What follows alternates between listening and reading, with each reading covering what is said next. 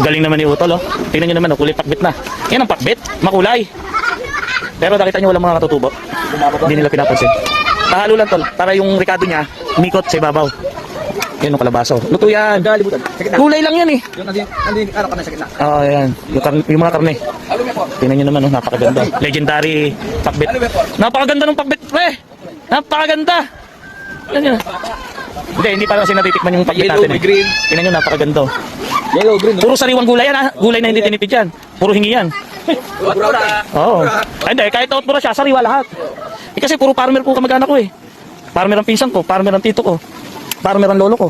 Kaya puro gulay namin, puro sariwa, libre. Kaya nga eh. Ganda ng kulay oh. Pakbit na pakbit. Oh. Kumakain ka niyan? Ha? Oh, kumakain naman pala. Gusto naman nila. Si Utol Pakdo talaga, maasahan talaga to eh. Asan na yung nagsasabing di maluluto, bukas pa maluluto? Asan na yun? Gulay lang yan eh. Hindi naman baka yan eh. Pero abangan nyo po yung baka. Dahil magluluto tayo ng 10 baka dito. Asan yung nagsabi? Yung mga hindi marunong magluto, nasaan? Nasaan? Asan na ba yun? Nandiyan sa loob? Hindi raw maluluto. Pakbit lang yan eh, oh. Hindi maluluto. Gulay lang yan. Oh. Di ba? Napakaganda nga ng pagkakaluto eh. Oh. Asan? Asan?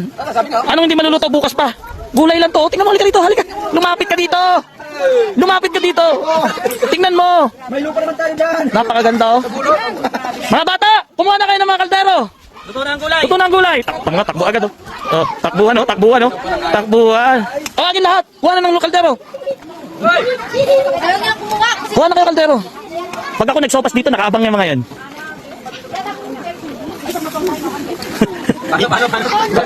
Paano yung gulat? Paano? Paano yung gulat? Saka, galing talaga sumayaw. Galing talaga sumayaw yan. Kung napanood nyo yung nakaraan, sumayaw yan.